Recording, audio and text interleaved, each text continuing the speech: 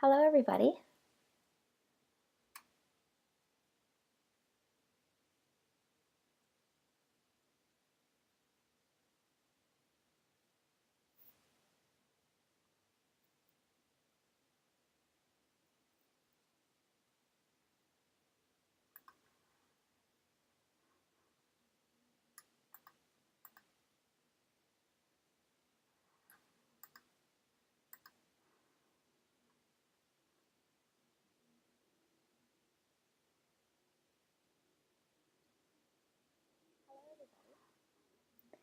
Good evening. Welcome to SLU.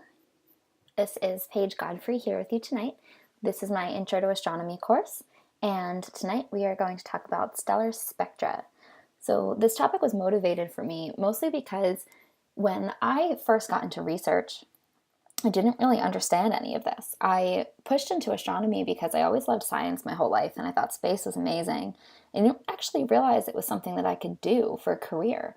But then when I got into undergrad and I was studying physics, astronomy definitely stuck out to me as my favorite subject and I wanted to pursue it. So when I went on to grad school for astronomy, I had to learn almost all of these things from scratch. And so I was also at the time teaching an Intro to Astronomy course at the College of Staten Island. And I was learning these things, some of these things, for the very first time with the students while I had to teach them. I was teaching myself.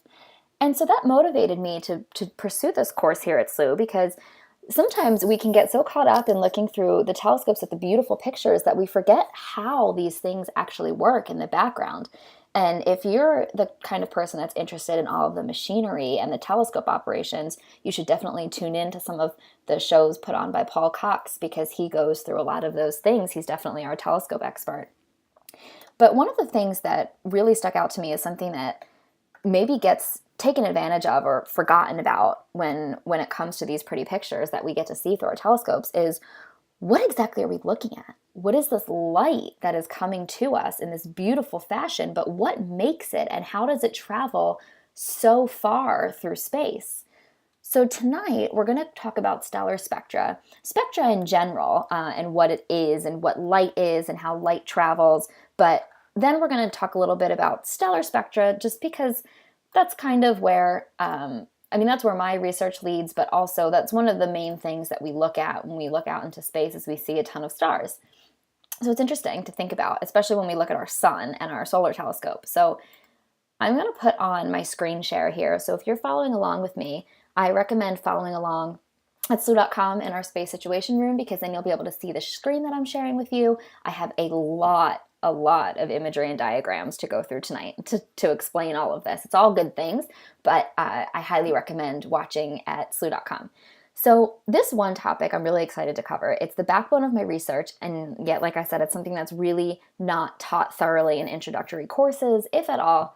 So when we look up into the night sky, we see all of these stars, these little dots of white light. Sometimes we see some color coming from them, and essentially there's a fire burning in the core of these stars. If you were with me last week, we did stellar evolution, and we talked about how stars form and how they have these giant fire cores that are burning for their lifetime before they explode in their fiery death.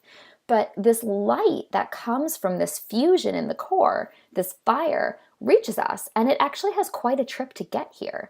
It has to make it out of the star's core, all the way through interstellar gas and dust, penetrating our solar wind in our solar system, and finally it has to make it through our Earth's atmosphere and clouds.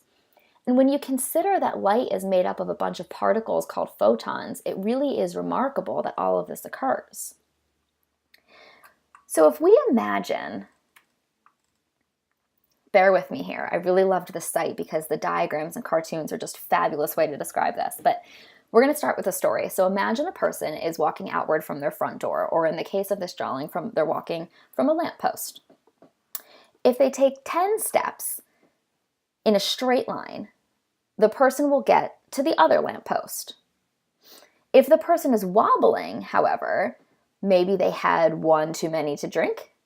Hence, this is why this story is called the drunkard's walk. But if you want a more PG version, then maybe the person has their eyes closed. After 10 paces, but wobbling on the way, so essentially making random right and left turns as they walk, they actually only get a quarter of their way between the first lamppost and the second. Or the other analogy I like to use is from their front door down their driveway. This is called the drunkard's walk. And here's an image of these random right and left turns that I'm referring to when the person is wobbling on their 2 feet. But essentially, this describes the path of a photon trying to leave the sun.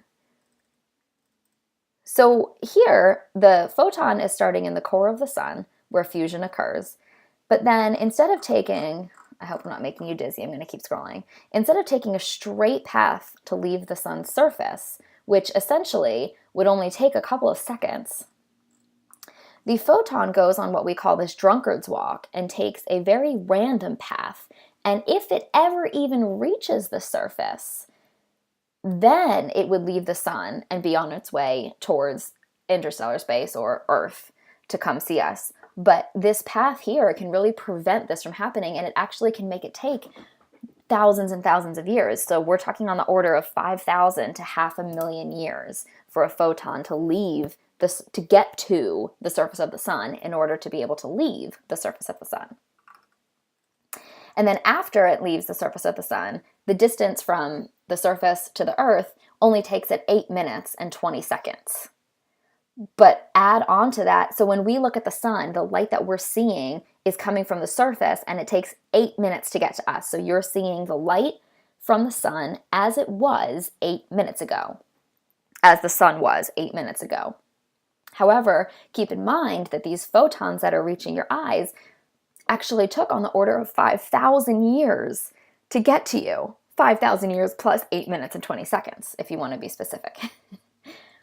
This is happening because a photon only makes it, on average, 1 centimeter before colliding with an electron and then being absorbed by that electron and re-emitted, but re-emitted probably in a completely different direction than it was going in the first place. Which is why you notice this random distribution here of the path that the photon would take, because every time the photon gets absorbed by an electron, it gets sent back out into another random direction.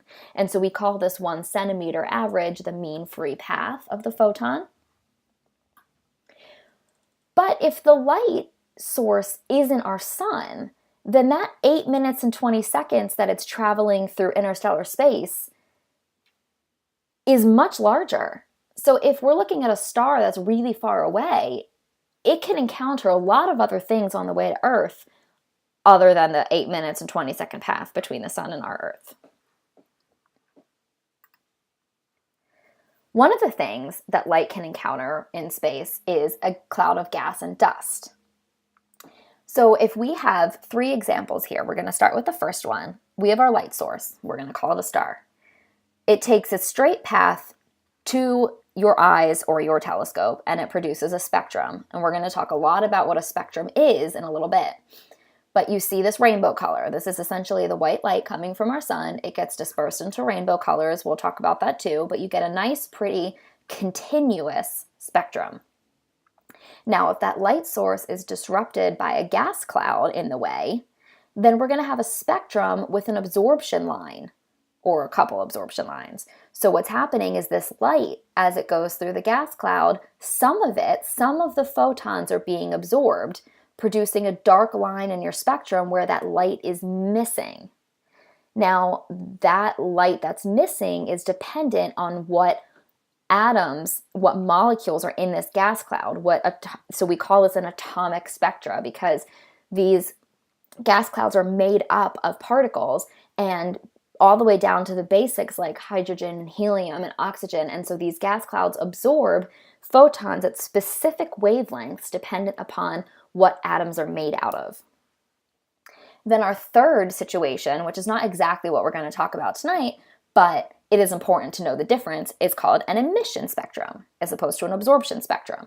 So an emission spectrum, forget the light source, your light source here is actually a gas cloud, and it's emitting just one emission line. So pretend this entire gas cloud is made up of, say, hydrogen. You have all of this white light coming from your star, or for example, our sun. It goes through the hydrogen gas cloud. the gas cloud absorbs the hydrogen out of your white light source, and you're left with a hydrogen absorption line. Now, if you were just looking at the light coming from the hydrogen gas cloud, then you're just going to have one emission line at the hydrogen wavelength. So when we look at these different situations here, for example, here's another way to look at it. If you have, and you can do this experiment at home if you have an incandescent light bulb, and you can get these little diffraction gratings. I'm not actually sure what store I would suggest you find them in, but you can definitely order them online, or your local museum might have them for samples. But with an incandescent light bulb, you put some sort of diffraction grating up to it, or prism. The light gets refracted, and you see your continuous spectrum. Now, if you have a hot gas that's emitting light, it's not going to be white light the way an incandescent light bulb or a sun is, but you're just going to get your emission lines, and you can have multiple. So in our first example, we only showed one, but in this example, it's showing multiple because this hot gas cloud is made up of multiple different kinds of molecules that are all emitting at different wavelengths.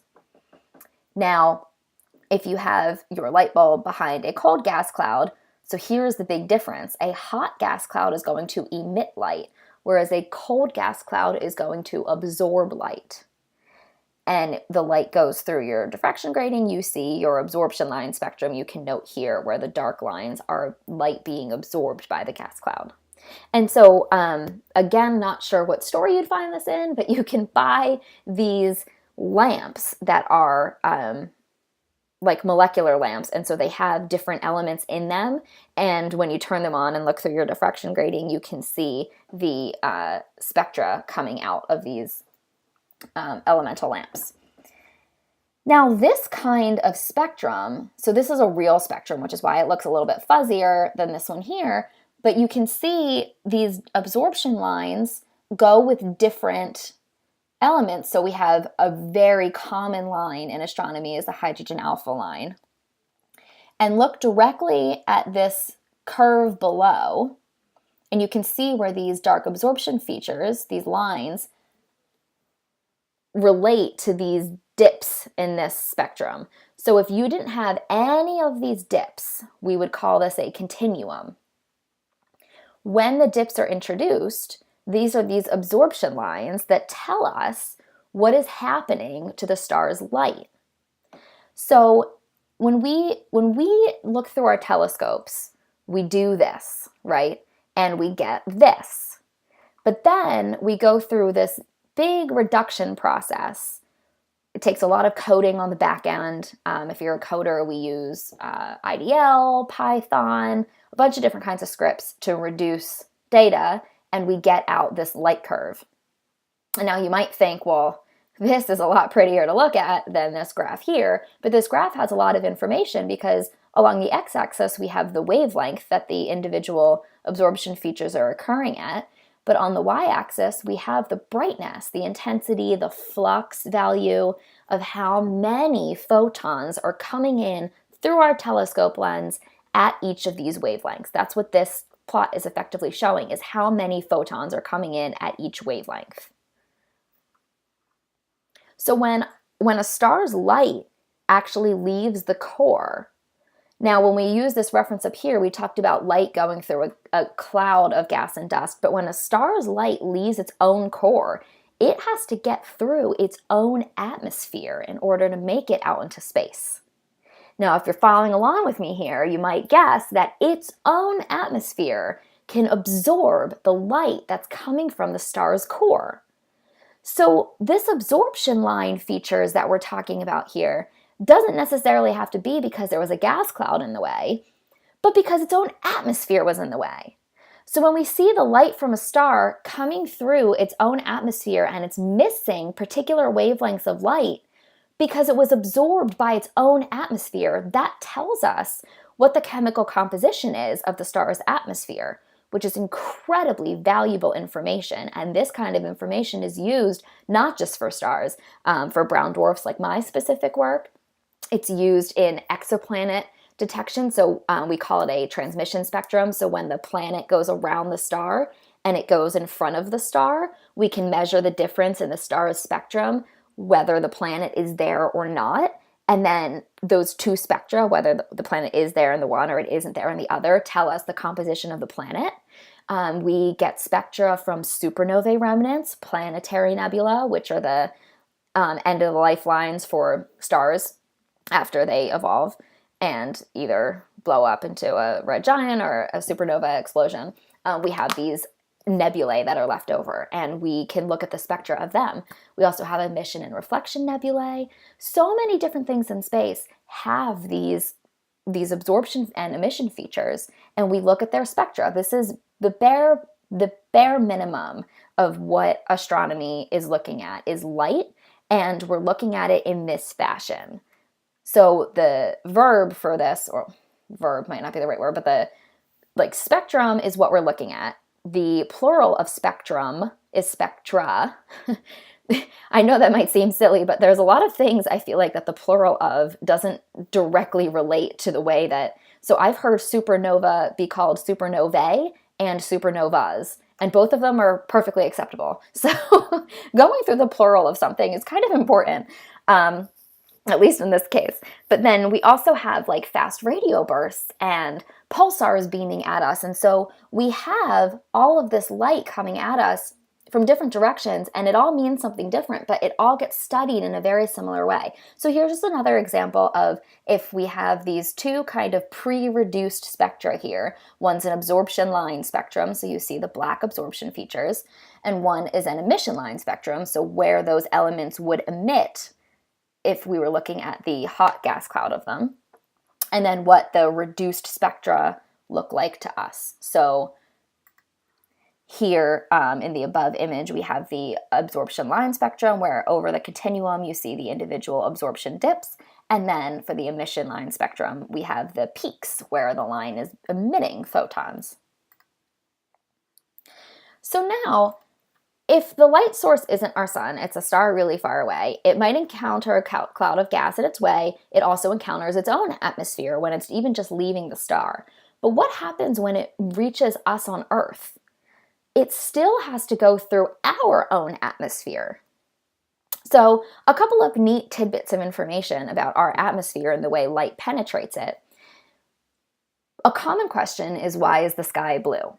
And I will absolutely admit to you that up until college, I thought and was told by various sources, including teachers, that the sky was blue because of the reflection of the water. I'm here to tell you that that is false. The sky is blue because of the scatter of the sun's light coming through the atmosphere. And so it was a really fun game, I have to say, in my Intro to Astro course that I taught when I was in grad school. This was a question I always asked my students, and they were so shy to raise their hands and answer, but eventually I would always get someone to say that it was because of the oceans, and I loved that because I thought that too, and it was a great learning point. And it led me right into this topic, which is what I had to teach that day anyway. So when the sun's light, so we have two examples in this diagram here. We have one sun which is setting and one sun which is pretend at high noon, and this is us humans standing on the earth. So when the sun is at high noon, say right in the middle of the day, high in the sky, right above us, it enters our atmosphere, and it has just a short little path to get to us on Earth. So in this short path, the sun's white light is hitting our atmosphere. Due to the water in our atmosphere, the light is getting refracted into all of its different colors. Because light travels at different wavelengths, red light is longer wavelengths and blue light is shorter wavelengths. So now picture a rainbow with me here: red, orange, yellow, green, blue. So red is longer wavelengths, orange, yellow, green, blue, they all get shorter until the shortest wavelength is blue of the visible light spectrum.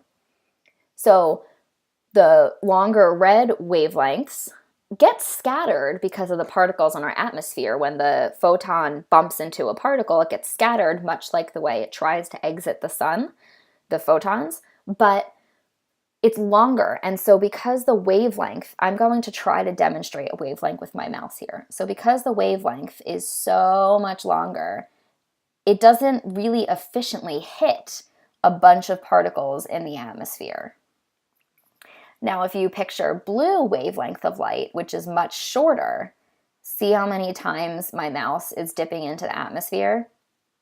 And this can occur like in the atmosphere too, but blue wavelength light is so much shorter of a wavelength, and so the wavelength is defined as the distance between one peak of the wave to the next peak of the wave. So blue wavelength light is much shorter, and I'm currently trying to Google another image that I wish I had pulled up beforehand, but I will find it for you.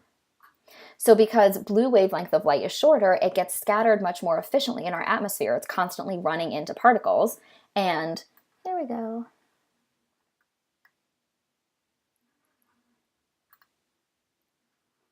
Okay. Oh, of course, the page takes me to Pinterest. That's entertaining. You can find space information everywhere, folk. Okay, here we go. So wavelengths of light. So red wavelengths are much longer, on the order of 700 nanometers. Blue wavelengths of light are much shorter. They're 400 nanometers. So if you're not familiar with nanometers, these are really, really small distances, but the wavelength is the distance from peak to peak of each wave. So each wave here spans 700 nanometers, whereas each wave here spans 400 nanometers. So because these wavelengths are shorter, they hit more particles in our atmosphere and get scattered more efficiently. And this efficient scattering is what causes our sky to be blue. So let's go back to where we were. Okay, so then as the sun sets later in the day, it's lower in the sky. Now look at this long path that the sunlight has to take to get to the human that is looking at the sun. Don't ever look at the sun with a naked eye. Always have like solar quality eye protection, everybody. You might have learned that lesson at the eclipse. But so the sunlight is reaching this person, but it's taking a much longer path through the atmosphere. Now, all of the blue light, when it goes through this short path, is scattered very efficiently. So once we get to about that distance, all the blue light is scattered away. It's gone, scattered out of view. So then what's left over is the longer wavelength red light that was not efficiently scattered yet, and still has the opportunity to reach our eyes, which is why the sunset can be yellow, orange, red, pinkish, because the longer wavelengths of light are what's making it through the atmosphere. And now if you'll notice, I've referred to light in two ways here. I've called it a photon, or like a particle, and I've called it a wave. And yes, both are correct. And this is a lot of quantum particle information. And I don't think I'm going to go through it tonight specifically, but just know that light can act both as a particle or a photon and as a wave. And so we talk about it as photons, of particles hitting our telescope lens, but we also talk about its wavelength as if it were a wave, like you hear the radio and you're like, oh, the radio waves. Well, yeah, the radio waves, they're also photons of light, just in a different part of the electromagnetic spectrum. So the electromagnetic spectrum, if we look at this detailed diagram, the top bar is our wavelength. So when we talk about visible light, it's just this little sliver here. It's really not that much of the electromagnetic spectrum, but it spans 400 to 700 nanometers. Much longer wavelengths of light are radio waves.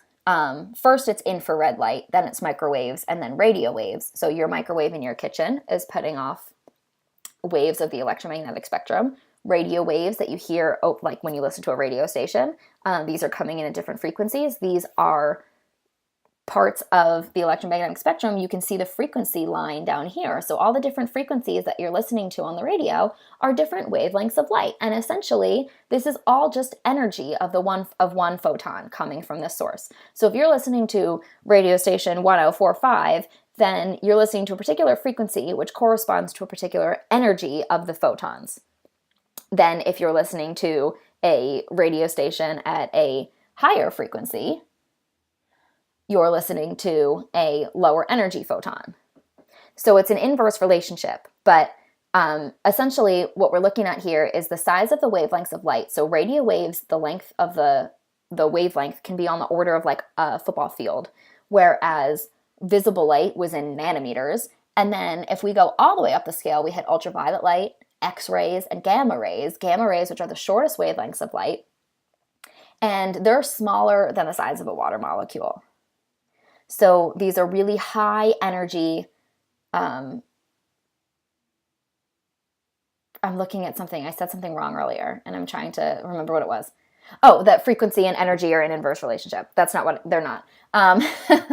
They are directly related. I was looking at the wrong negative sign. But so the higher the frequency, the higher the energy of the photon, and the shorter the wavelength. That's where it sounds like an inverse relationship. But just think of your blue light bouncing up and down really, really quickly. It must be a very energetic photon.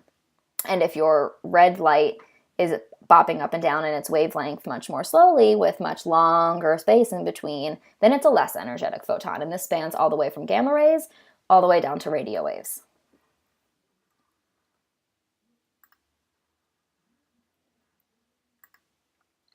So another interesting tidbit of light coming through our atmosphere is that a rainbow. So when it rains and sometimes the sun is out, you can see a pretty rainbow in the sky.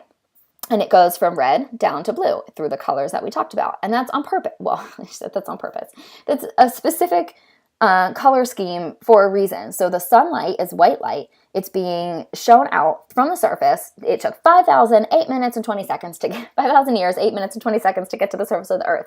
It hits our atmosphere. It hits these water droplets of rain. The light gets refracted and reflected. And then you can see this kind of refraction pattern happening within the water molecules, and it creates this rainbow of light that we see. It disperses the different wavelengths of light. So when we talk about light going through a diffraction grating, it's getting diffracted. So white light, if you think about a prism, gets diffracted into all these different colors. And then when those hit like a water molecule, they can get dispersed and we see a beautiful rainbow. And so this is what causes a rainbow. It's a very similar matter that causes a blue sky versus a red sunset. It's just the scattering of the white light in our atmosphere off of different particles. So one of the things astronomers have to do when they look through their telescopes at the light coming from space is they have to take this into account. So when we have our absorption spectra that we're looking at, we also have to remove anything that might be from our own atmosphere. Otherwise, it's going to be noisy because it's going to have all of this information from our atmosphere, which we don't want. We already know what our atmosphere is made of. We want to know what the star's atmosphere is made of. So we have to subtract out the Earth's atmosphere, essentially, from the spectrum. And that's exactly what we do.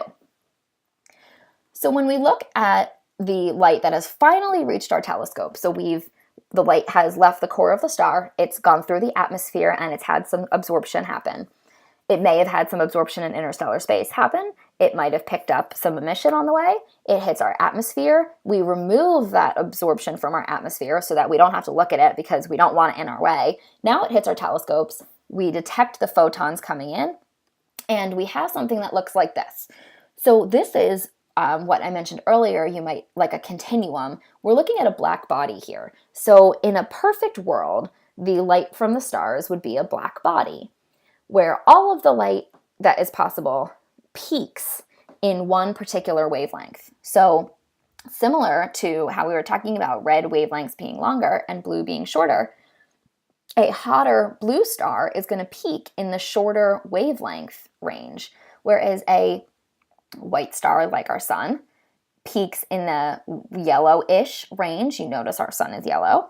And then a cooler star, so here we've got temperature. So if you're not familiar, this is the Kelvin scale. It's a scale that astronomers mostly use to measure temperature. We don't often use Celsius or Fahrenheit when we're talking, at least with astronomical objects. But so a cooler star is a red star, and its black body spectrum is peaking in the red. So this is why these stars can appear to be different colors to us. And of course, they can peak outside of this visible spectrum as well. But these are the visible spectral wavelength that a black body could peak in, and we would see it to be this color. So when we talk about the signal coming in and this noise, kind of like our Earth's atmosphere that I said we subtract out of the spectra, We're talking about a signal to noise ratio. So if we look here at this emission spectrum, we've got a noise continuum down here, and then we've got peaks, which are our signal. And so the ratio between the peak to the noise is called the signal to noise ratio, or SNR. And you can sense this. So if you have a radio station on in the background, and then you have a radio antenna, and you're trying to pick up something from the radio antenna, but you don't want it to pick up the radio station, the background radio station is going to be your noise level, and then you're going to get a signal from the actual wavelength that you were trying to pick up, and you're going to have to subtract out this noise level. So that's kind of what we're referring to when we talk about subtracting out the Earth's atmosphere. But it also, we're talking about it when we talk about the continuum and the perfect black body versus an actual stellar spectrum. So this is a really great example. An ideal thermal spectrum, beautiful, no features, featureless, and it's a perfect black body, similar to this. But that's in an ideal world, and that is not what we get. So what we get looks like this. All of these teeny little bumps, which kind of look like absorption features or emission features, but in fact they're not. They're just noise coming in, background radiation from our own Earth, from interstellar space, from these gas clouds that the light runs into in interstellar space. But then these big dips are our absorption features that we're really looking for to tell us what the star's atmosphere is made out of. So if we zoom in on this, this site really does a great job of showing, here's an absorption line. This is the noise that we're referring to. This is what we call our continuum peak, where all the light would be if it emitted the same amount at every wavelength, which it doesn't.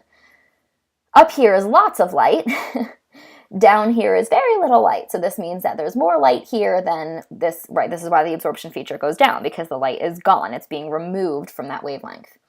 We call this intensity. We call this flux density. It runs through various different names, but it all refers to essentially the same thing. And then also here are labeled individual absorption features. So we have a sodium absorption feature, a magnesium absorption feature, calcium. And so we know where these particular lines should be because we have these elements on Earth, and we can study where they emit light as well. So those, I don't even know what they're called, but those lamps that I was talking about earlier, like the hydrogen lamp, where you can look at the spectrum, the emission spectrum of it, or the absorption spectrum of it. You could do either, depending on your setup. We have these elements, and so we can study where they emit and absorb light here on Earth, and so we know where they would emit and absorb light in space. And now this gets into a whole different topic about redshift and blue shift, and why different emission features appear in places that they maybe shouldn't, which I can save, we'll see, maybe I'll take 5 minutes. But if we look, so these are different kinds of stars. So if you're familiar with the stellar classification scheme, otherwise it's a bunch of letters, they're not in alphabetical order, and they just refer to basically the temperature of stars. So an O star is really hot, an M star is really cool. So the letters are O, B, A, F, G, K, M. And if you're curious, yes, astronomers screw up their regular alphabet all the time because of this kind of stuff. But a mnemonic to remember this, a common one taught in the books, is O, be a fine guy or girl, and kiss me. This is what, there's other mnemonics too, but that's the one that I was taught. And so an O star is really hot and an M star is really cold. And so if you look through this evolution here, you can see that the spectra really start to look different based on the temperature of the star. Look how valuable all of this information is. We can see the size of the absorption features change. So here's a hydrogen absorption feature, and look at the strength of it changing. It's really strong in the A star. It's nearly non-existent in the K star and the M star. But then in the M star, we're starting to see a lot of titanium oxide. We have a sodium line here that is incredibly prominent in the M star, but not in the hotter stars. And so this is what we study. When we say we study stars, we study starlight. This is what we're looking at. And it's definitely I'm not going to use the word boring background, but is certainly not as pretty as looking at the actual image itself or even at the rainbow spectrum that we get, but this is the way we quantify what we're looking at in space. So, like I said, I would take 5 minutes to talk about redshift, blue shift. So let me just pull up another diagram on this. Bear with me one second.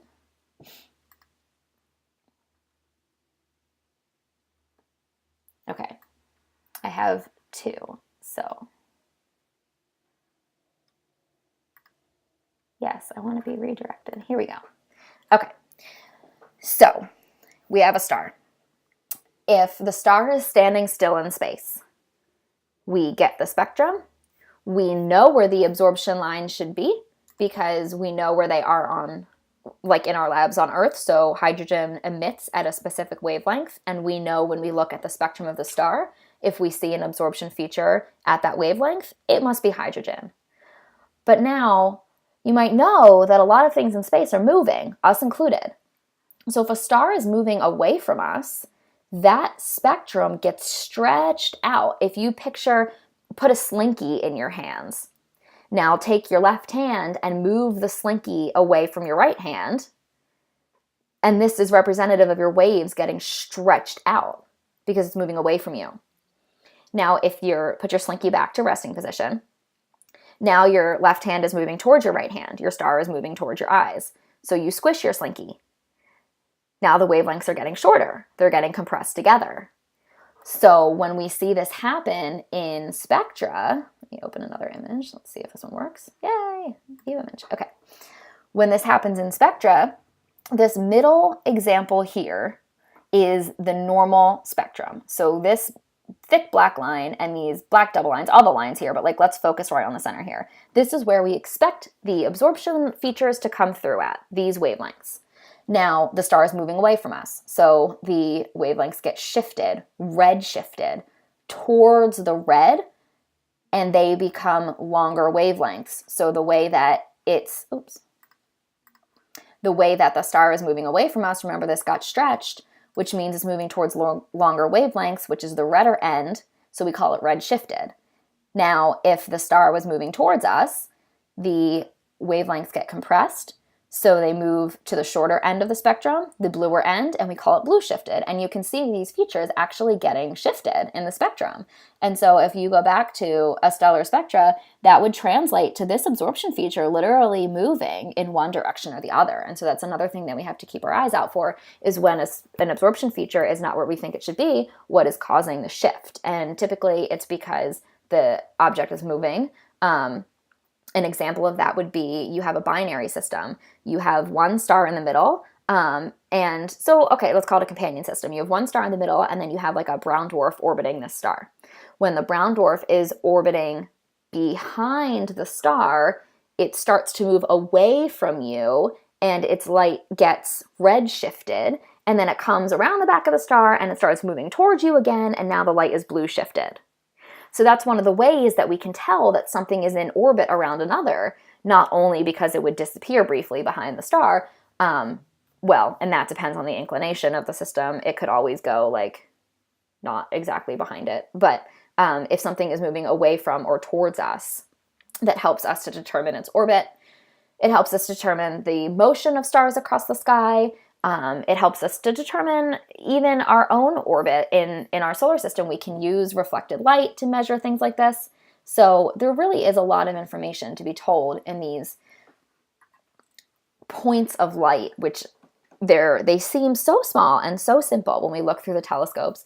But when we see them in our sky, they really translate to awesome, awesome quantitative work. So I'm just going to pop over to slew.com right now and show you what's looking up in Chile 1. So we currently have the Canary Islands are offline right now due to what we're calling an alpha alert. It is a high humidity alert. So if you see that floating around the site, just know that there's a chance of high humidity. And to run through some questions that were asked on Twitter about that, what does humidity have to do with the telescopes?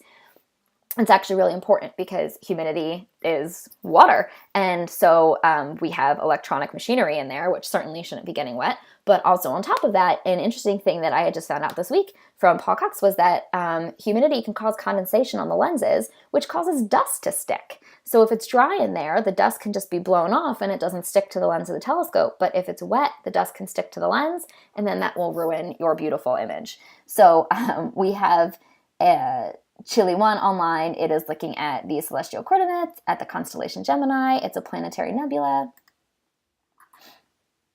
And I'm looking at it right now. You can see this right here. Let me zoom in for you. And actually, let me check to make sure you're seeing what I see. Yep, here's our planetary nebula. Really cute. But so these are the kinds of things. These are the white dots I'm talking about. We look at these white dots and we're like, okay, they all look white. Then we get them through our telescopes, and sometimes we see those beautiful rainbow-looking spectra.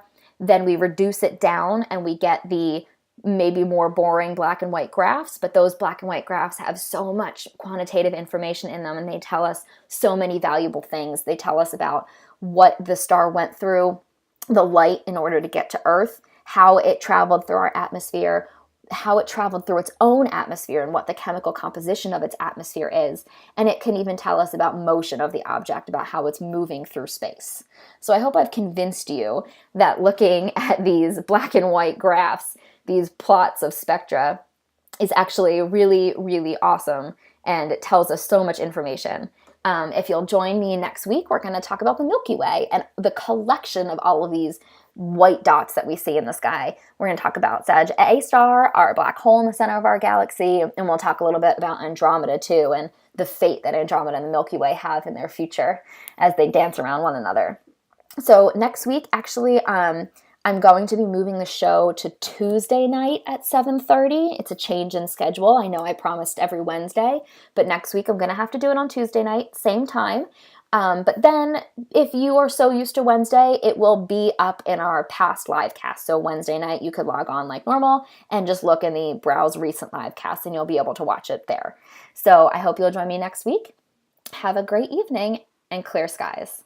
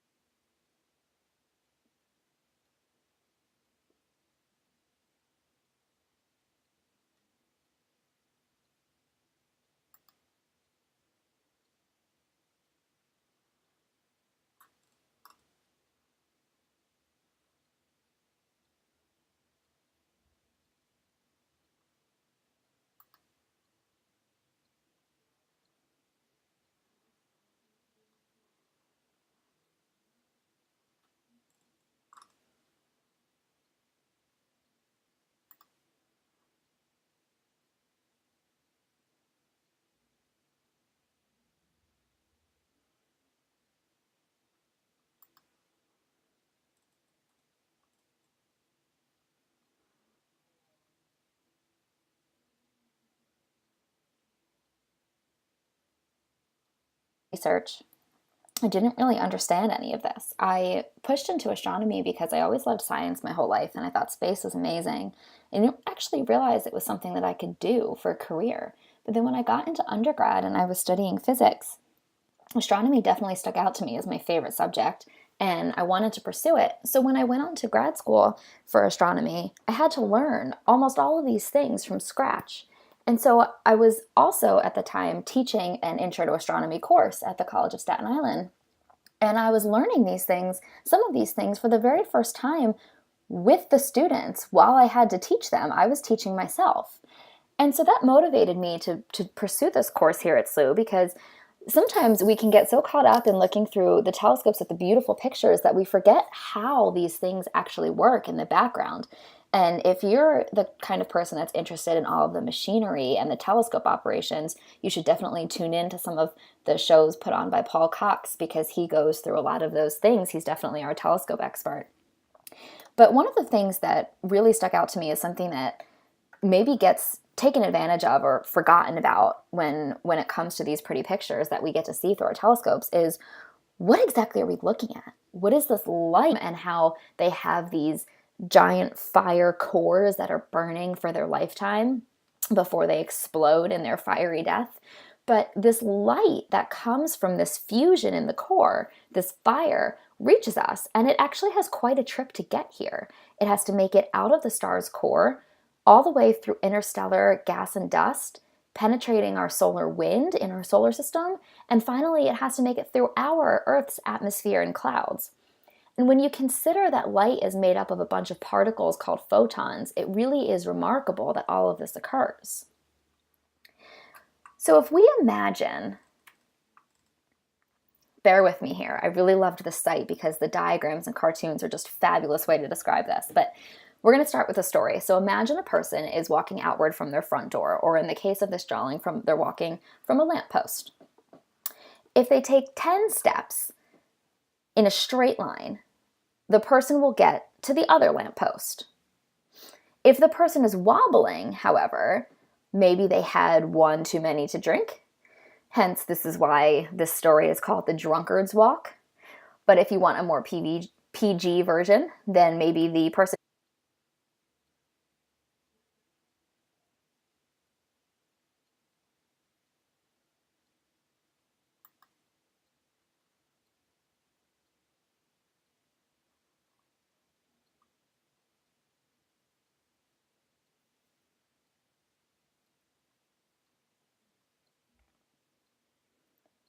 Hello, everybody.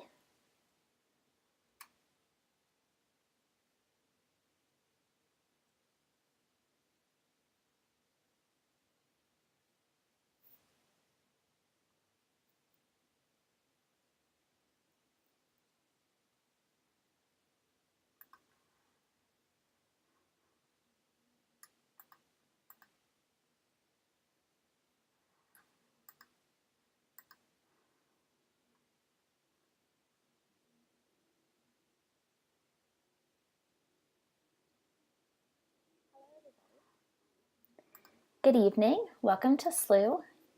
This is Paige Godfrey here with you tonight. This is my Intro to Astronomy course, and tonight we are going to talk about stellar spectra. So this topic was motivated for me mostly because when I first got into REIT, that is coming to us in this beautiful fashion, but what makes it and how does it travel so far through space? So tonight we're going to talk about stellar spectra, spectra in general, and what it is and what light is and how light travels. But then we're going to talk a little bit about stellar spectra, just because that's kind of where, that's where my research leads, but also that's one of the main things that we look at when we look out into space is we see a ton of stars. So it's interesting to think about, especially when we look at our sun and our solar telescope. So I'm going to put on my screen share here. So if you're following along with me, I recommend following along at slu.com in our space situation room, because then you'll be able to see the screen that I'm sharing with you. I have a lot of imagery and diagrams to go through tonight to explain all of this. It's all good things, but I highly recommend watching at slu.com. So this one topic I'm really excited to cover. It's the backbone of my research, and yet, like I said, it's something that's really not taught thoroughly in introductory courses, if at all. So when we look up into the night sky, we see all of these stars, these little dots of white light. Sometimes we see some color coming from them, and essentially there's a fire burning in the core of these stars. If you were with me last week, we did stellar evolution, and we talked about how stars form